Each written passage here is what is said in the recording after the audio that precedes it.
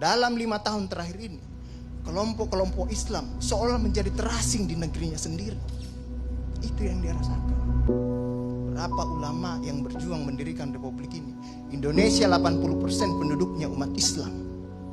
Tidak pernah meminta 80% hasil sumber daya alam yang dikuasai negara untuk umat Islam. Gak ada yang dia minta. Ada gak dia minta? 80% umat Islam penduduk Indonesia tidak pernah meminta 80% APBN untuk umat Islam. Gak ada yang dia minta. Sederhana permintaan umat Islam. Dia mau berdialog sama Tuhannya. Dia mau mengingatkan umatnya akan kebaikan. Yang tidak hanya mengajarkan doa makan dan doa minum, tapi juga cara memilih pemimpin. Itu kira-kira. Nah, inilah ketegangan-ketegangan. Ketika agamanya dinistakan, kok susah sekali ini membawa ke proses hukum. Muncullah demo berjilid-jilid, yang kemudian berujung ulamanya tidak bisa pulang. Belum lagi penghujung, kemudian ada agama yang diperhadapkan sebagai musuh besar Pancasila. Nah, ini yang menarik menurut saya. Saya ini Islam, tapi bukan pengetahuan Islamnya seperti Ustadz Ali Muhtar Ngabalin dan Abu Bakar, Ustadz Abu Bakar. Tapi dengan segala awam saya terhadap Islam, ketika saya ditanya Pancasila itu di mana dalam kehidupan saya, maka saya akan mengatakan bahwa ketika saya lahir, orang tua saya itu membisikkan Pancasila di telinga saya. Cuma bahasanya bukan seperti yang tertulis dalam Undang-Undang Dasar itu.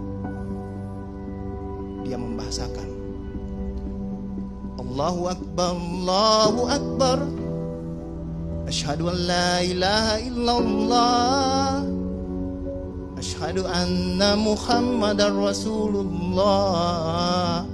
Apa yang saya dengar di situ? Ketuhanan yang Maha Esa.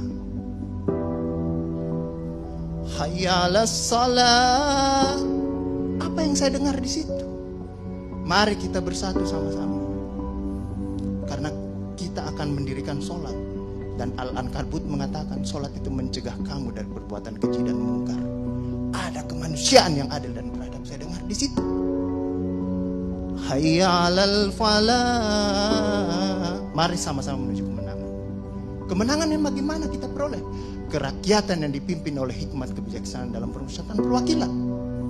Kemenangan yang bagaimana? Keadilan sosial bagi seluruh rakyat Indonesia. Itulah kemenangan yang kita tuju. Kita kembali lagi takbir. Allahu Akbar, Allahu Akbar, la ilaha illallah. Kita ulang lagi. Dan Pancasila yang kita tiupkan itu 5 kali sehari, belum selesai di sini, selesai bunyi terus. Ya kan Ustaz kan? Belum selesai di daerah sini, selesai bunyi bertalu-talu terus. Seluruh dunia bertalu-talu. Inilah Islam.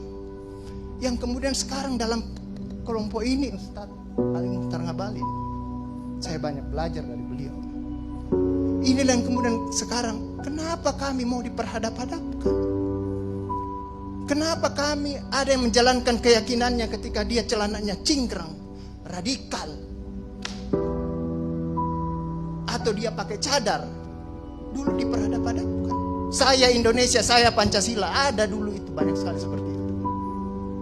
Kenapa kami seperti ini? Akhirnya sekarang semua orang disuruh pakai cadar. Inilah kemudian rentetan yang membuat istilah tadi Ustadz Abu Bakar, kok paranoid sekali dengan undang-undang HIP ini. Ada luka. Ada luka yang tadinya sudah mulai mengering, dilupakan. Tapi tiba-tiba ini kemudian dikhawatirkan, jangan sampai Pancasila ini mau dipakai sebagai instrumen untuk membibirkan kelompok Islam dan kelompok ini.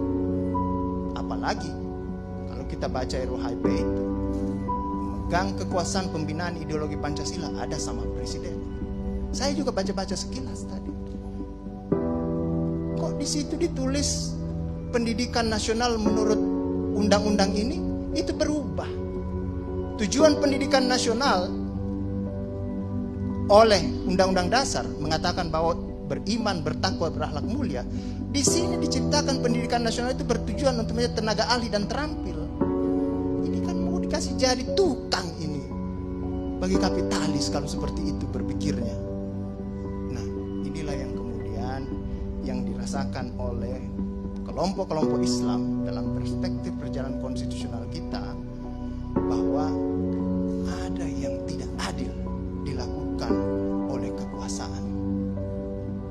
Kelompok Islam selama ini tadi yang saya katakan tidak pernah meminta apa-apa. Paling jauh kelompok-kelompok Islam mungkin dapat honor dari negara.